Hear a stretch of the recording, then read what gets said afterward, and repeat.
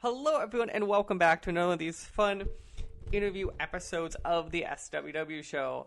I'm Mike. Today with me a special returning guest to talk about what it's like to actually launch a game and not just when we're in the fun early access stages of panic.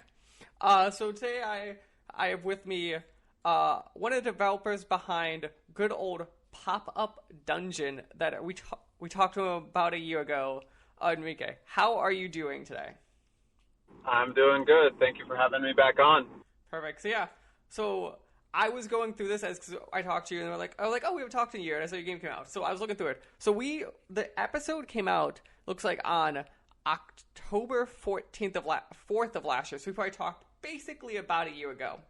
So obviously the big thing of the game that's changed since we talked is your game is actually out. It's been out now for about 4 weeks.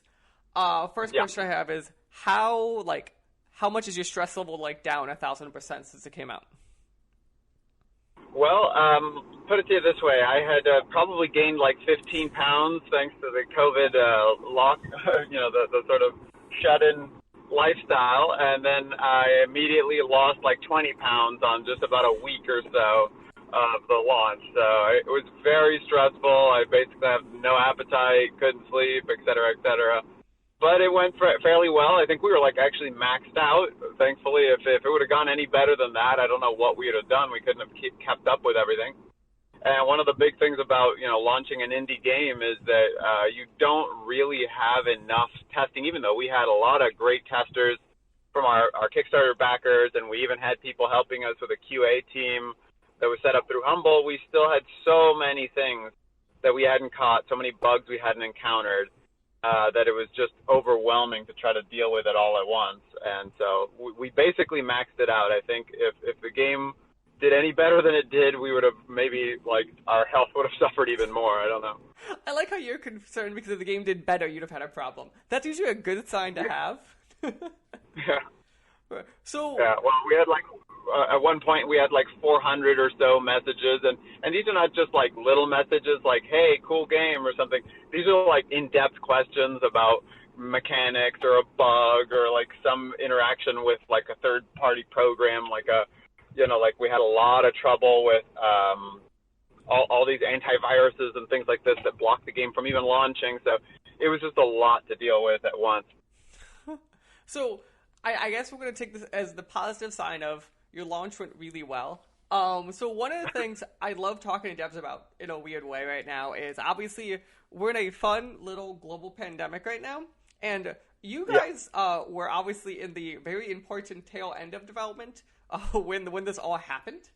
So I'm curious obviously you said you gained weight. We're going to go there. But otherwise you said how was development changed really from the pandemic point of view? So as an indie dev, I think the one thing you can't do is complain about how it went for you. Because for us, we were always shut-ins. We were always basically just cloistered in our house, making games 24/7. So it didn't affect us that much. It affected our family and our sort of support structure. So for instance, my daughter could no longer go to school. So that was a major change.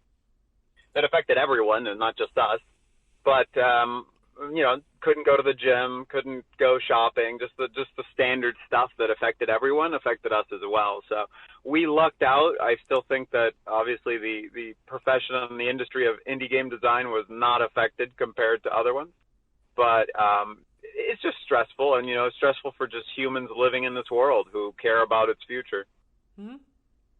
Nice. So as we kind of get into some of the big stuff, I think that's important about going back to these whenever I talk to a dev a second time. Obviously, when I talked to you the first time, I think you guys had relatively secured Humble as a publisher at that point. You were still very early on in development of this game. So one of the big things I'm very curious about is, as I did research for you, is apparently you guys have a lot of and relatively very famous voice actors in this game. I'm kind of curious if you can talk about how you secured those and going through that process, because that's not a thing we always hear a ton with indie games. Okay, so whoops, sorry about that. So anything that any person that you reach out to, any agent, anything, it's just its own unique challenge. So I basically had to take a different approach for almost every person that I worked with. So Some of them were very easy. It was just a matter of sending them a message and they say yes. The other one was months of back and forth. We had months of back and forth with people that I'd rather not mention because I don't want to call them out or anything. But famous high profile people that had said yes, I had sent them contracts and all this, and at the end it just doesn't work out because of timing or whatever. And so it's a real complicated process that I could definitely see why there's such a thing as a casting director and it's a whole job. But I just had to do that on the side. Obviously, the big names that we were secured at the end were just based. I guess it's because of the pandemic sort of making it, so that there's less work. I guess people were more inclined to agree to an indie title, so we kind of lucked out there, I guess.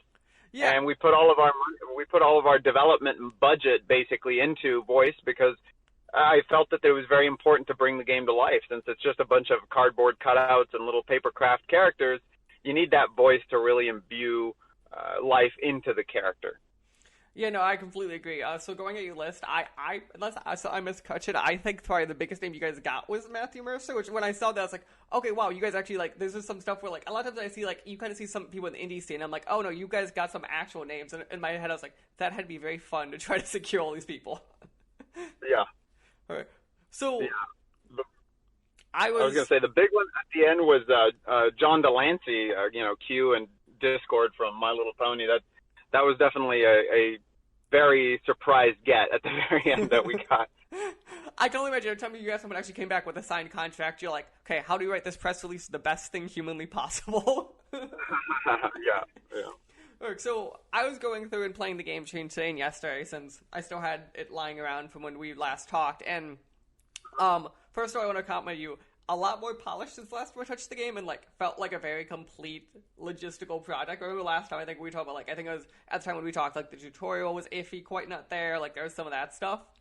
Oh, yeah. What I want to talk about was, what I was really impressed by was how in-depth you got those systems for creating the thing. So I was working on, like, making enemies this morning, and, like, that thing, to me, I'm like, that feels like a game by itself, just this enemy creator. Yeah. So I kind of equate it to two separate games. So you've got your game that you're actually playing, and the creation side of things is almost like a puzzle. You're trying to fit together a bunch of elements to make sure that the end result is not just kind of how you wanted it to play, but also fitting into the dynamics and the mechanics of the game so that it actually plays well. It's quite a puzzle. Yeah, so that's what I was curious about is because you guys never grew to that big of a team, I'm assuming. It's really you and a few other people. And how did you guys balance that level of, like, of the importance of the creators versus what they can create?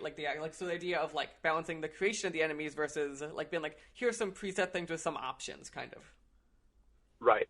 So I think the whole core push of this game at the very beginning, and this started 7 years ago, with just the concept of it, is that we were going to create a system that allows you to create anything, anything inside of the scope of a tactical RPG and a little tabletop game. So that was the priority. The priority wasn't to make it easy. I mean, we could have made it easy by you just, selecting a skin or a set of pre-made characteristics, set of pre-made abilities, all this.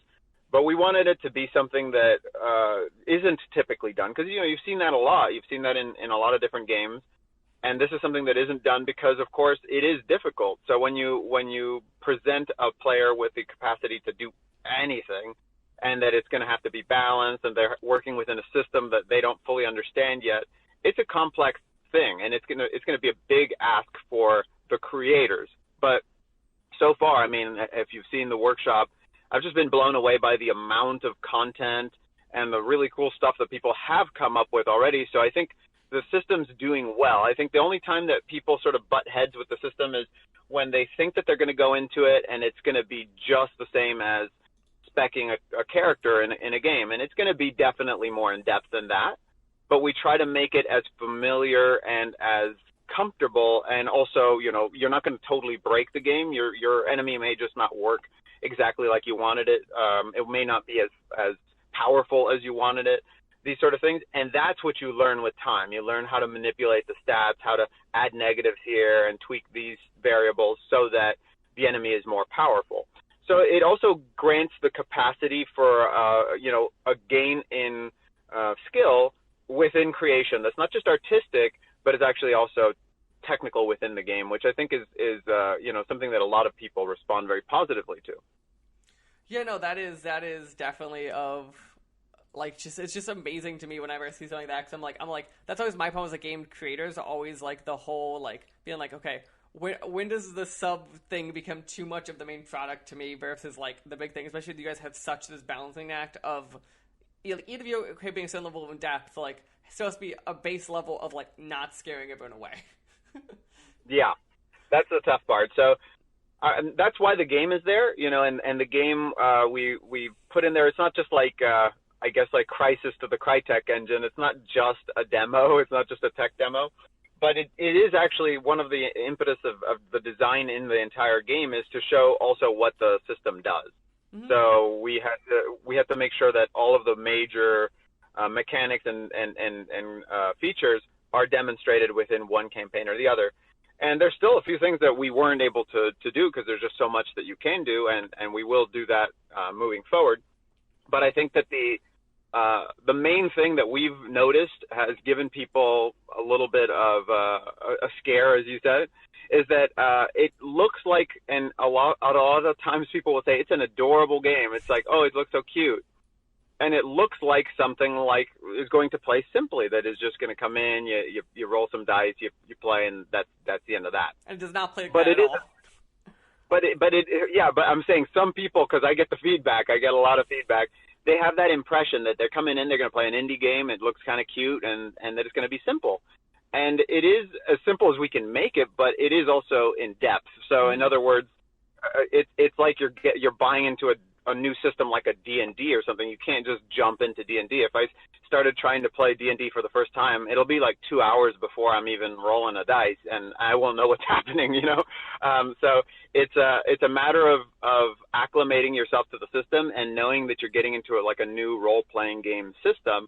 And when you approach it that way, I don't think it's overly complicated, but people... Oh, I think we temporarily lost him. Recently. There we go. I think you're back. I think you kicked on your Wi-Fi. Okay. Yeah. Sorry, I think there was another call coming, but yeah. So I was playing EverQuest recently. EverQuest 1, just for nostalgia, and then I was playing some Guild Wars 2 and World of Warcraft and things like this, just because I can't meet up with friends anymore, so we wanted to play something that would be online. And a lot of times, with World of Warcraft and EverQuest, I'm like an old veteran. But with Guild Wars 2, and it's a game that is not designed to be super complicated, I don't know what half of the stats do. I don't know what's going on half the time. You change your weapon out and you're playing a different class all of a sudden. But it's working. I'm getting through it and I'm learning it as I go, and it's no big deal. Now, if they said after 5 minutes of playing, because some people want to do that, if they're like, hey, you just played Guild Wars 2 for 2 hours or 5 minutes or whatever. Now go make a Guild Wars 2 character from scratch. Well, I'm not going to know what to do, and I'm going to be a little bit frustrated. So that's the main thing that is difficult about pairing these two things together, is that on one end you have a game that should take you 8 to 12 hours to fully grasp, and then on the other side you have a creation tool that shouldn't actually be touched until you have a full grasp of the game. But that's not how people operate. If they want to create a character, they want to jump into that as soon as possible. So that's why we've added all the tool tips that we have recently, where you can just right-click an ability card and get every piece of information from every aspect of the card by just hovering over it, and all of these things that I wish we would have launched with, but we just unfortunately didn't have time to get all that polish in. No, and that makes sense. So that is actually what I was going to ask as we get tail into this is, what is the plans for you guys next then? Are you guys going to keep updating this? Do you have any porting plans if you guys have talked about anything like that, or? Yeah, so we're going to keep supporting this as much as we can. We're going to finish up with basically what we're doing now, which is just the non-glamorous stuff, the things that's just improving backup saves and doing cloud saves and the tutorialization and bug fixes and improvements to the existing content. But then we're going to get right into the list that we've presented to players, which they can vote on our Discord server. There's just a poll going. And so we're seeing what people want us to create next. So we're sort of planning it out for the next 2 to 3 months, where we're going to be focused on just improving the game as is. And then based on the performance of the game at that point, we would be able to make a decision whether, it's actually financially solvent to make a port or not. It's really not up to us in the sense that, if the game doesn't seem to have the player base that would merit it, well, it would just be like literally like throwing away money for us to do it. So we can't afford that. So it's just a matter of seeing how it performs. So I can't say that we will or won't do a port. I'd love to, but again, it just matters on whether there's the interest level or not. Perfect. Well, then let's work on making sure we sell you that final thing to make sure that you're able to make these ports. So as we talk about the entire time, the game recently out a little under a month ago at this point is Popup Dungeon. You can find it on Steam and the Humble Bundle store, I assume, because you're actually published by them. And then you heard the man. You keep buying his game, it might come on the Nintendo Switch like everyone requests at some point in the future. But you have to buy the game to do that. Is there any other places I should send them, like your Discord or your socials? Yeah, the Discord would be good. That's probably the best way to reach us. You can find that through our website, which is popupdungeon.com, or there's going to be links to it in our latest announcement on Steam. So you can find us in all sorts of ways. I think it's just like discord.gg/popupdungeon for the Discord server, but I'm not 100% sure of the URL for that. No, not a problem. Definitely, we'll make sure to link it down below. And then, as he said, go on the website, popupdungeon.com, and you could find it. Again, Enrique, thanks for talking to me as you're very busy right now, and I appreciate how this sounded like one of those sketchy talk show radio interviews with how your audio sounds, so it makes it even better. Okay. Well, thank you for having me again. Yeah. Hello, everyone, and welcome back to one of these fun interview episodes of the SWW show. I'm Mike. Today I have with me a special guest from all over the world. To start us out, can you please tell us your name and then the game which you talk about? Hello, my name is William Burke, and I'm the solo developer of the game Tin Can. So let's start there, I guess. So you're the solo developer. It's the term solo developer in quotes, right? Because no, it's basically around this world, very few people are solo developers in the truest sense of the term. Yeah. How has that been? Because one of the big things I've been asking developers the entire time is like, how has COVID changed them? But like being a solo developer, I'm curious, kind of like, is it just like motivation is harder now, or is it like, 'cause obviously like communication, it probably isn't the same breaking point. You mean in terms of what happened with COVID? Or like how has that changed? Or just in general? Like you developing this game. So like obviously when you have a team of like 50 people, it's really obvious how COVID has changed development of a lot of games. Where like if you're definitely. If you're the like developer that's like the one in the engine, like it probably hasn't changed you communicating with the other developers because that's just you in a mirror. Yeah, well, exactly. It hasn't really changed anything. I still have an associate who's more like my producer. So we're constantly exchanging, but we were already living in different towns. So we would already be talking over the phone or Discord or whatever. So there wasn't really any change apart from the fact that we felt like it was the end of the world, but we still were working on the same game. I mean, nothing else really changed. I can even say that it got me a bit more motivated to work on the game because I had less distraction, being locked inside for 2 months. So maybe that's a good point. Where are you guys based out of? Because the term, you get to say the term locked out 2 months, because I'm in America, and I don't know if you realize we're still kind of like as locked down as ever. Yeah, I'm living in France. Yeah, so France is interesting because, like, correct me if I'm wrong, I didn't hear a ton about France and COVID on the news.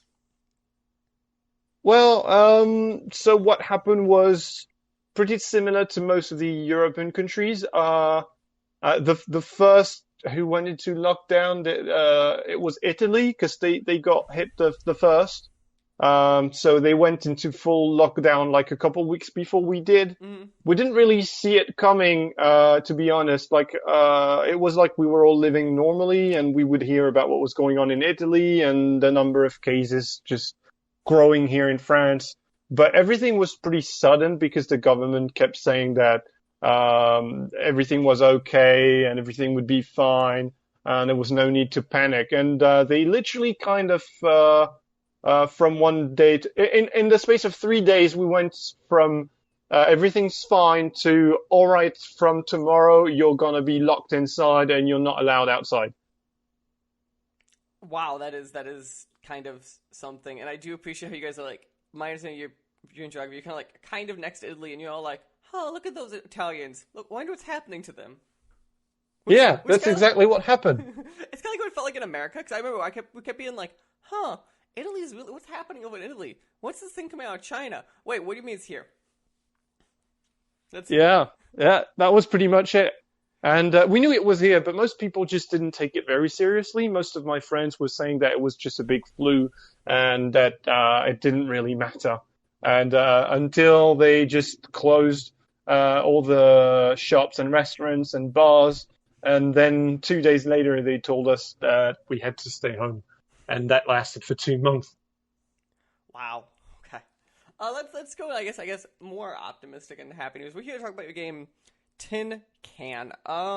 So maybe how would you describe PO's Tin Can? Because like I've kind of seen stuff and I have an idea in my head, but I want to see how accurate I am.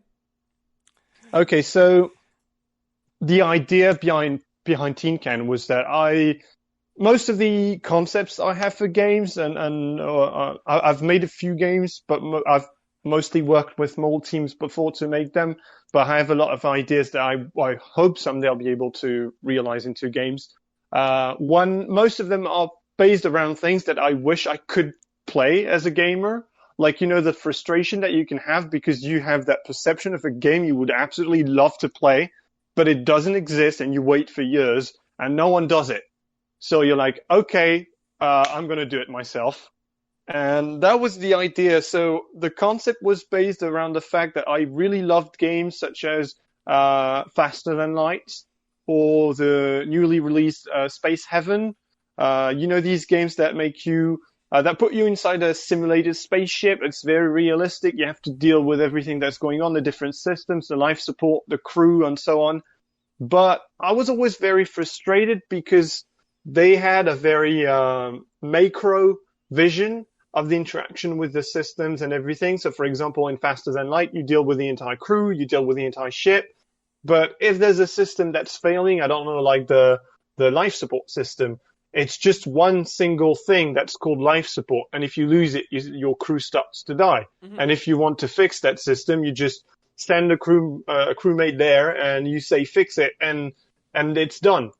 So there isn't really the feeling that I've always loved about science fiction. Like, when I was a child, I was obsessed about, I don't know how you call it in English, when you have a sort of engineering view cut in half of stuff.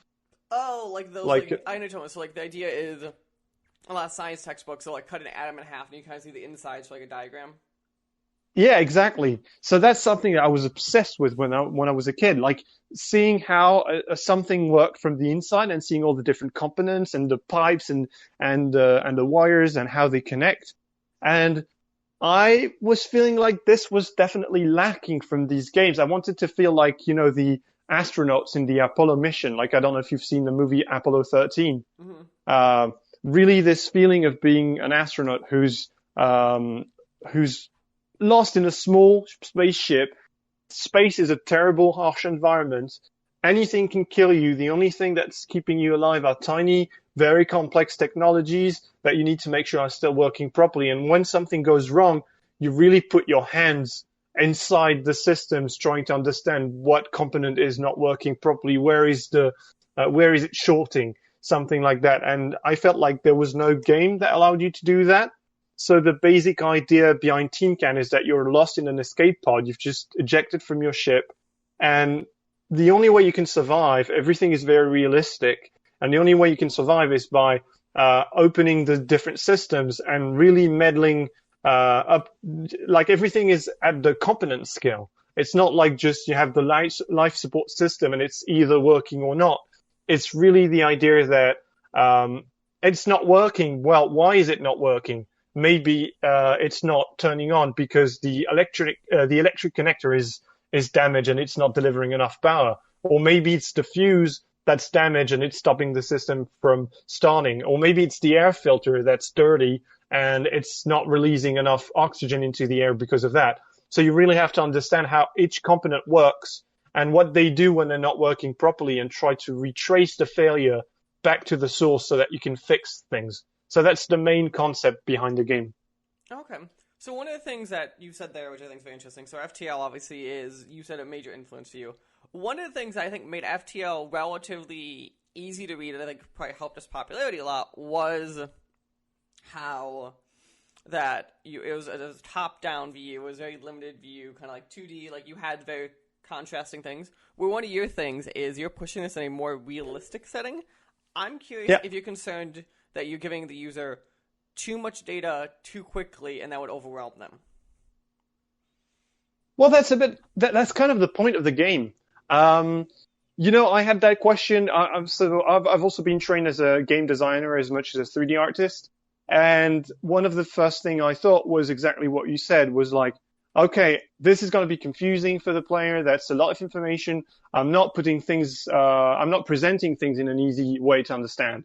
But that was not the point. The point was more, okay, if tomorrow you're in space and you find yourself lost in a tiny escape pod and everything goes wrong, like in real life, you wouldn't understand what's going on. You would be completely lost. There would be so many confusing things around you. So I really thought it was important to get that feeling as well. So it's not a game that's going to be easy to grasp at first, but the more you play it, the more you die in many horrible ways inside the pod, the more you start to understand what matters, what doesn't, how things work, and everything seems to get more and more clear over time. So how influenced were you? So obviously FTL I think is a prime example of this. But how influenced were you by like other roguelikes then to kind of like use those systems? A lot of those games kind of use to like teach your player.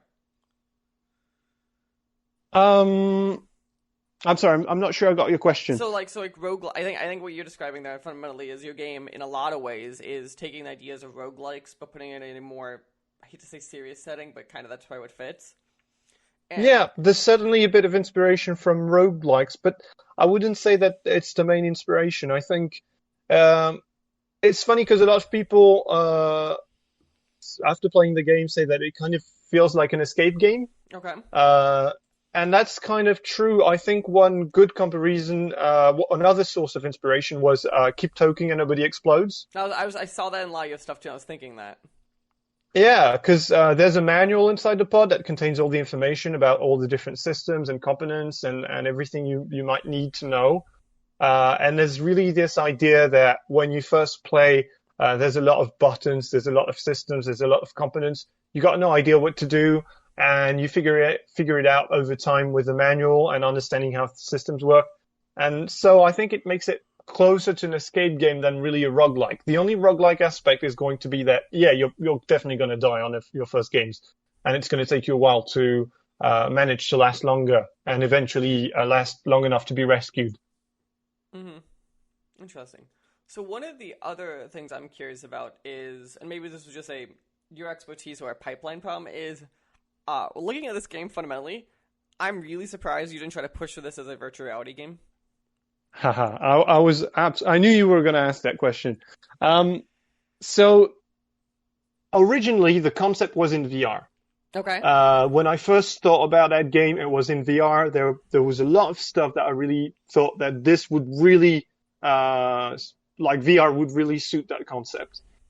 But when I got the opportunity to make the game, and to work full time on it with my current producer, the thing was that I only had 1 year of funding to make the game, and the priority was to make it since the concept was still would already be limited to a certain target of players. I didn't think I would have enough time and ability to make the game in 1 year in VR alone. Mm-hmm. And we weren't sure back then that the target players that would be interested in the game, we thought there wouldn't be enough of them already equipped with VR or ready to buy VR for the game for it to be profitable. Okay. But lately, everyone's been asking about VR, so we're starting to think, okay, maybe it would be good to make it VR. We're still going to release it in early access as it is in the current version. But if the game is liked by the players, and if we have enough support, we would definitely like to do something VR related about the game. So that is so you perfectly segued for me. I think the thing that's intriguing about this game to me. So a lot of these games, because your game is a very specific loop, maybe with some variation to it of like I have to figure out kind of like learn these base mechanics and then kind of like learn to survive in my ship. Yeah. Are you concerned that in early access, like so early access games, a lot of times I think the best kind of early access games are like I actually think roguelikes are one of the best things for early access games because they're so regenerative. Are you concerned that once players just kind of learn your game, that like they might learn everything in early access, and that might like worry about the tail? I'm a bit worried about it, but I don't think it's going to be that much of an issue because the game is all the systems and the components in the game are acting in a simulated way, which means that no game is ever the same. I mean, I've been working on coding the systems and components for a year and a half now, and my associate and I are still sometimes surprised by situations that are occurring inside the game. Like we're going to have a failure, and we're going to try to understand what's going on. And sometimes we're almost going to die, even though we are used to the game and we know by heart everything that's in it, because there's an organic nature in the way components interact with each other, which can make it really make every game completely different depending on how the events that are taking place are going to affect the systems, which systems they're going to affect, and how a system can create a chain reaction with the others. So again, right now, it still happens that I'm doing debug on the game and I'm going to spend 1 hour trying to understand why that bug is happening, only to realize that it's not a bug. It's actually perfectly logical. It's just a behavior of the components that I did not see before. Mm-hmm. Interesting. So that actually is very interesting. Of like, I didn't think of like the idea of like debugging this game.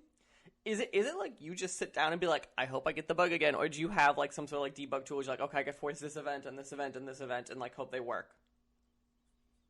Well, most of the time, the bugs are obviously bugs. Sometimes you still have a bit of doubt, but when that will happen, and we'll usually pause everything and check all the variables and go from one system to another. It's very organic, but everything makes sense. I know that this component is interacting with this one, that's interacting with these two.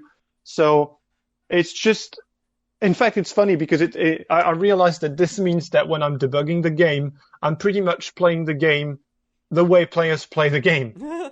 Because if there's a bug in my game, I'm going to retrace the behaviors of the components and systems until I find the source of the bug, the same way that players are going to be trying to find the source of the problem by retracing steps inside the systems in the game. Mm-hmm. No, that makes sense. Also, sounds like a literal pain in the butt because just how much it's like. So like I'm working on some stuff, and then like at least that stuff, I can be like, okay, there's a very specific thing. I could hop on this debug level, test this one feature. We're great, but you have to make sure all your features also interact with each other and don't break. Yeah, pretty much. So sometimes it's a nightmare, but it's also extremely satisfying when you see something happening before your eyes that make perfect sense, but you never even thought it could happen. And it's just super rewarding. Like a system that's going to blow in a way, it's going to cause a chain reaction and just burn to crisp all the other systems. And you're like, whoa, okay, that makes perfect sense. I had no idea that this could happen. That's so fucking cool. Wow. Okay, great. So I have one more important question for you here, because I don't have the data anywhere, and it seems like you're very tight-lipped on it. When can people come over and play this game? Because apparently on Steam, you just have the nice coming soon tag still. Yeah. It's definitely going to be released. I'm talking about the early access version. Mm-hmm. The first early access version should be released by the end of the year.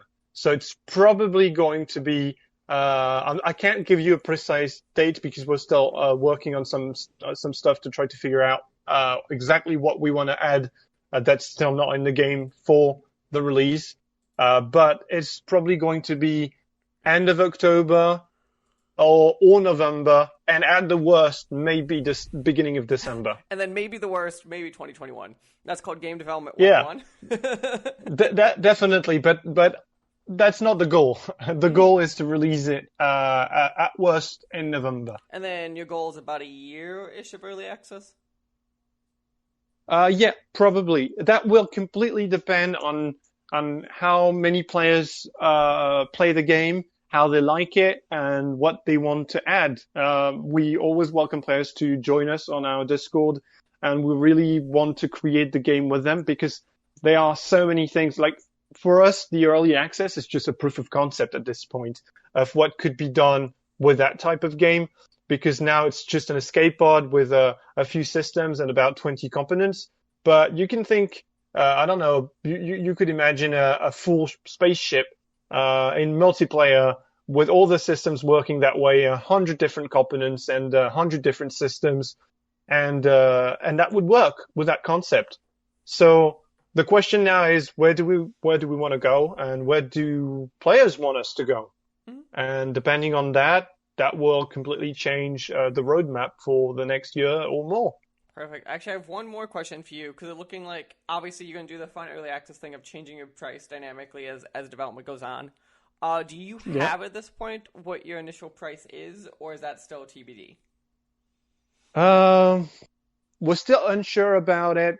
It's probably going to be around $20, but I can't be sure of it. That depends on how many players seem to be interested in it before we do the early access. It's also based on what we need, depending on the number of sales for my producer to be able to get his money back, which is obviously the basics if you want to sell something.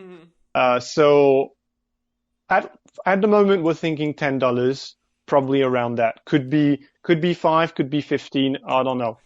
So, yeah, I understand. Don't worry. There's always that fun thing. You'd be like, how much is this? When you like the fun like back end calculations, you're like, okay, if I do this math, I have to sell this many units. You're like, when is this breaking point? Exactly. The more expensive you sell it, the less players will buy it. But the less players you need. But you have to find the right balance. You know. No, that's great. General note, I think it's the publisher of No More Roads. There's a few GDC talks always on game prices that I find fascinating.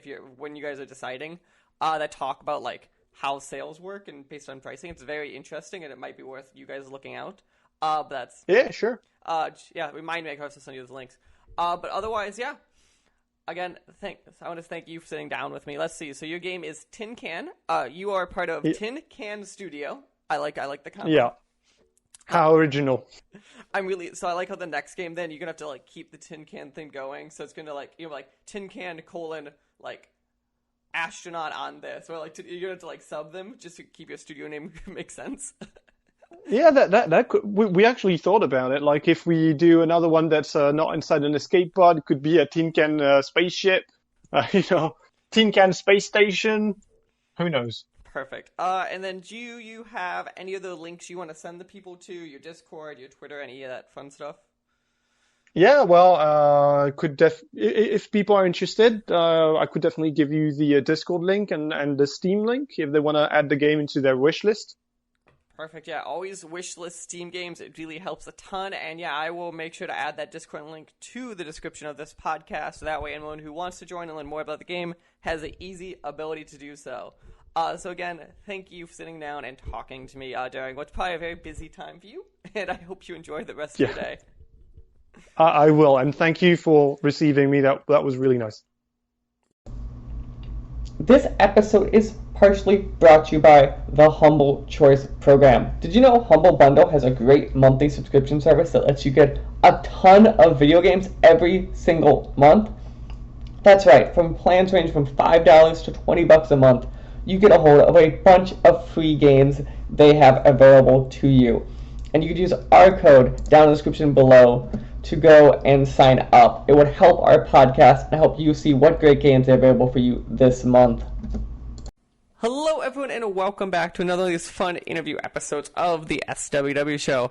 I'm Mike. Today with me, an entire gang of guests today with me. Let's start around. the room, and we're going to talk about what your name is and what you do on the game. So I guess we'll start with Vito.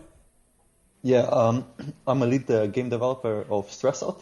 My role is mostly coding and then just game designing. Yeah, more or less that. Okay. Nick? Yeah, I'm Nick Severick. I'm a lead 3D artist, and I'm kind of technical artist as well, and I'm working on level design and all of the art, actually. Perfect. And then lastly we have...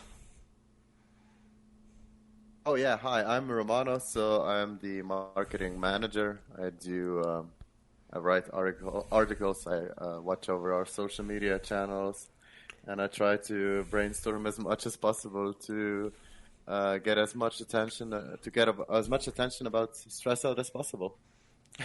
Perfect. So I think let's start with what I find most interesting. So as we're here to talk about StressOut, which is you guys' new VR game coming out soon.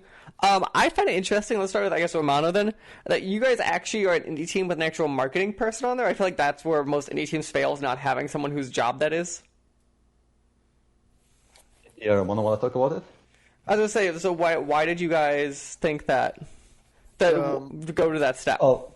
I think it's absolutely necessary if you wanna grab some audience. Otherwise, your game is probably gonna get unnoticed. Especially Steam driving traffic based on how much traffic you brought. So you need somebody, especially if you invest some money in the game. So when some money went into the game, we decided we need somebody to actually help us get it back in a way, so we can support further developments. No, that makes actual sense. So, as far as I can tell, and maybe I'm wrong, this is your guys as a team first big game. Yeah. So, whoever would be would make sense telling that. Can we talk about how did this game come to be? Kind of do you guys know each other forever? It's me and Nick basically that we're talking about making a game. A long time ago, we did a small prototype 2 years ago, or no, sorry, maybe even longer. Just a really small prototype, nothing to do with VR, really, just to see if we can work together. Then we got busy a bit. And then eventually, we got back together and we both had VR and we wanted to make a game, yeah. So, basically, yeah. Why VR? Is it just a new tech at the time? Yeah, I guess the space is still open for indies, I think. So you don't have major players, so you probably can have a bigger impact. The mechanics are fun. There's so much things to explore, especially telekinesis and this kind of stuff that you can't really do to the same level in normal PC games. I think it's really fun to just build this thing. Okay, perfect. So let's talk about the game specifically now. So the game, as I said, is StressOut.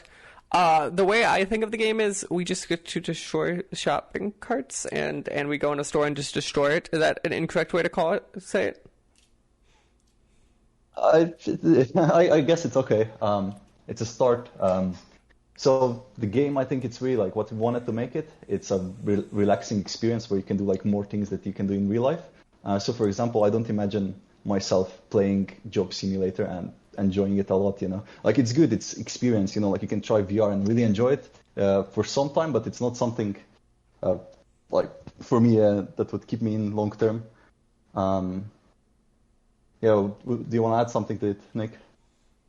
Yeah, actually, I think we wanted to build some kind of casual, because it's basically our first game as a studio, so we wanted to build some kind of casual destruction game because we both like to destruct things, Mm-hmm. And we wanted to merge this technology, VR technology, with many items that you can manipulate in levels actually, and so you can have some larger items and smaller items just throwing around the levels. So let's jump there then. What is your guys' favorite thing, would you say, to either mess with or destroy of the stuff you've announced so far in the game? We've announced humans just recently, so it's definitely fun to pull a human in with telekinesis, have a small guy floating in your hand, and then just shooting him into the shelves, and everything flies around. This chaos just makes it fun, I think. Yeah, and Nick brought in some new melee weapons, and let's just say the development part of the team had a lot of fun experimenting with humans. So let's just sit down. So I want to talk about this human thing for a second, because obviously I think the ample view comparison for you guys, I think, is immediately Job Simulator from like some of the level stuff. And I'm curious because like that game obviously was very strong of like, we're not violent, there's no humans, but you guys are like, we're adding humans in the mix. How do you keep your like very cartoony look? Because I think you guys have this cartoony, like obviously playful kind of like, hey, it's a sandbox, go have fun look to it. Once you add humans into it, like how do you keep that tone? Yeah, we wanted to do like, we didn't want to go too realistic with it, so there won't be any blood or any. We don't want any violence inside. Just pure fun with ragdolls. So we just put it very low poly, kind of cartoony characters inside, and make them even more like we want to include some comedy inside as well. So we're gonna have voiceovers and everything is gonna be very funny, not very strict or very serious. So even design is. Everything is designed this way to be more funny than serious. Or violent. I think like even the sounds, like, you know, when you hit a human, it's like ooh, or some like random stuff, one sound, you know. See, I think it's quite good. I'm surprised you guys didn't just like do the VO yourself. So like you guys should like go in the office and like hit each other, and that way you use that actual noise when someone gets hit, and that way it's really relatable. Sorry, say that again? I said I'm surprised you guys don't just go in the office and like hit each other on like a recorder, and then you just know what it sounds like to actually hit a human. And that should be like the actual noises you guys are using. Oh, well, yeah, we could make a sound like that. Yeah, kind of. So, while you're going through designing this, then, is there something in particular that you guys looked for of like, obviously you guys probably have different powers, like hitting humans, like, is there like, on the back end, do you guys have some sort of design book? You're like, okay, every power here is based upon something or some level of like chaos that's controllable, or do you guys just like, we'll just throw anything in the engine and see what works? Oh, sorry. Yeah, we kind of have like the main thread, what goes behind the game that we just don't have a great pitch yet.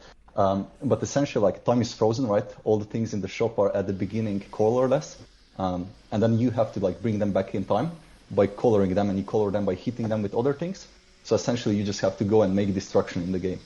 But I hope this answers the question. Yeah, exactly. All by when you're doing that, you have an AI attached to your watch on your wrist, which is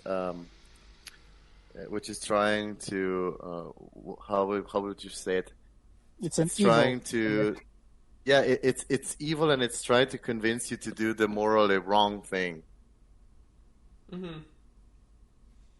Okay. Yeah. So for example, if you have a human character somewhere on heights or something, you can decide what you're gonna do, or are you gonna help him, or you're gonna not really kill him because you can't kill him, but you can push him somewhere down the stairs, or you know, it's not proper violent, but just a little bit, just to spice everything.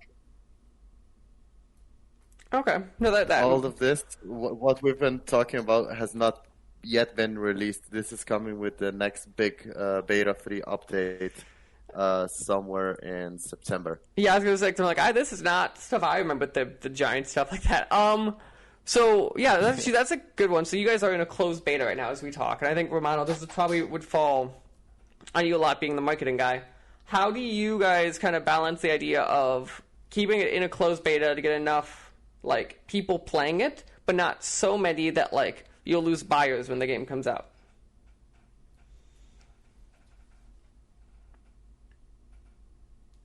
Well, we are actually keeping a very small group of insiders who get the updates first, and it's a smaller group of under 15 people, and they're giving us like totally honest and direct feedback, and then based on that feedback, we decide right away if we're gonna release the update or not.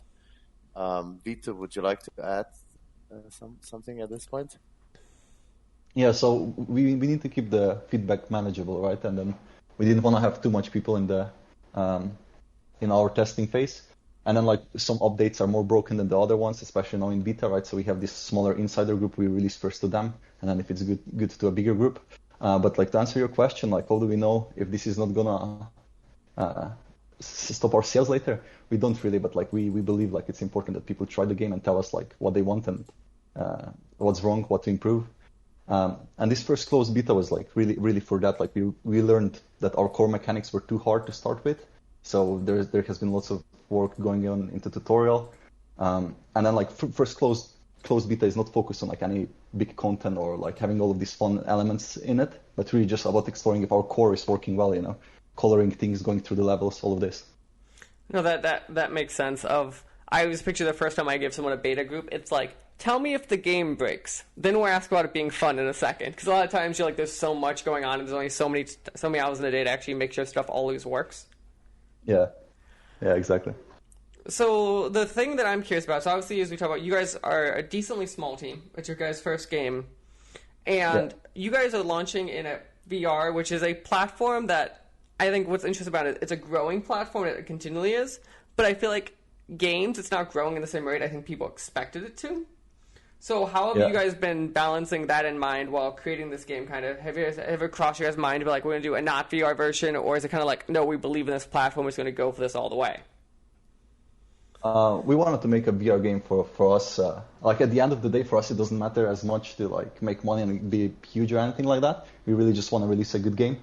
Of course, we want to like cover our investments. You know, we don't want to lose money with it. But yeah, like we just want to make a good game. I think even the core mechanic, right, is meant to be VR. The core mechanic couldn't really be that good in usual PC game or something. Mm-hmm. Yeah, exactly, because we think that's the point of VR, that you can experience reality in a new way, and you can unleash your inner demons and your inner demons and try to wreak havoc to your surroundings, which you cannot do in real life. You can. They frown upon that if I go to a real grocery store and use my inner demons in it. I'm sorry. Could you I said it's really frowned upon if I go into like a real grocery store and do all this, but Yeah, I mean, exactly. You could do that, yeah. So for us, it was really like, what are you not allowed to do in real life? You know, like, well, you can destroy stuff, sure. You know, like things people have fun with. And one of the things we noticed is like when we gave VR to like to different friends, when they put it on, and if there was a game with like, I don't know, a cup on a table, they would take it and try to break it, you know, throw it in the wall. Like, I'm not allowed to do this in real life. Let's try to do it in VR, you know. And we kind of wanted to build on that. Mm-hmm.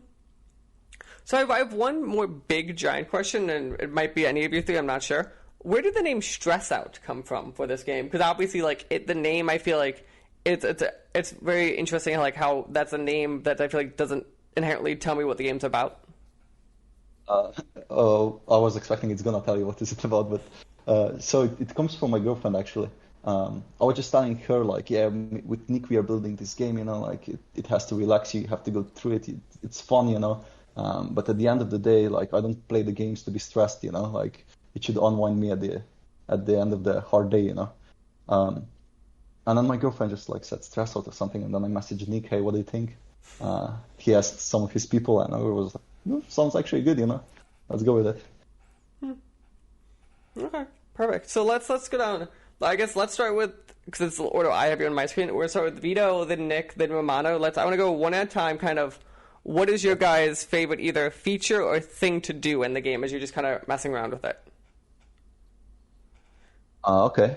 Well, mine is definitely like when a huge number of items fly around. If you like, I don't know, if you spellcast, one of the things you can do in the game is like you put your hands in front of you, you open your palms, and like the items that you sucked in before appear in a ball spinning, and you can shoot them all out at once, like 30 items or something like that.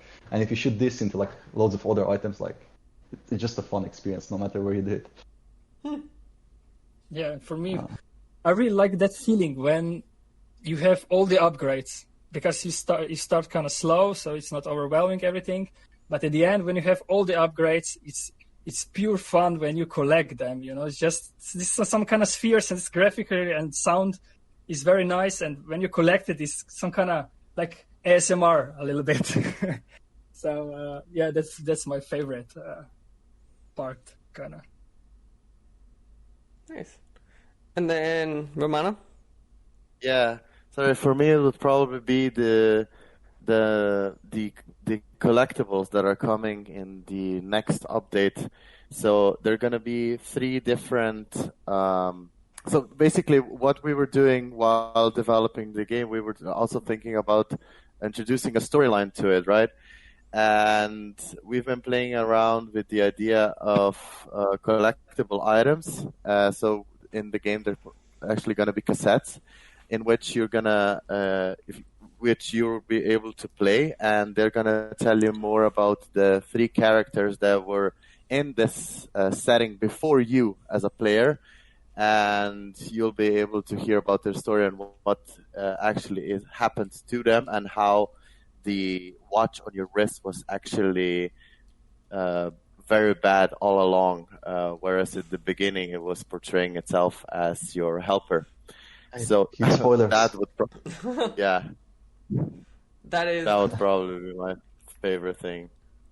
That is definitely something I didn't expect to be answered with. I'll be honest with you. Perfect. So let's see if I get this right then. The game is StressOut. It's coming out. It says Q4 of 2020. Is that what you guys are sticking with? Yeah. Hoping to have early access out in that time. Okay, and then it's for Vive, Oculus Rift, and Valve at this point? Yeah. Steam VR, basically. And then at this point, nothing about like Oculus Quest, any of the mobile ones? No, unfortunately. There's too much physics, and Unity is not built for it. There are like 2,800 items in one place, in one level. Unity's physics engine is not good for scaling down. It's good for scaling up, not always scaling down. Yeah, true.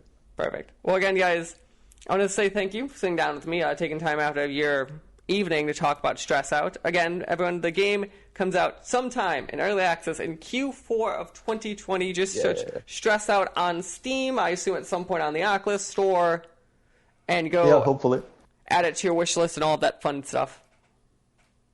Thank you very much for having us. Yep. Thank you. All right, it was a pleasure. Thank you, guys. Have a good one. This podcast was a production of the SWW Show. To learn more, go to theswwshow.com. Remember, you can follow the show on Twitter at the SWW Show. You can follow me at Mikey_Maroney. You can follow AJ at LowSeatBoy. Remember, new episodes premiere on Friday, 9 a.m. Central Time on anchor.fm/SWW and podcast services around the globe.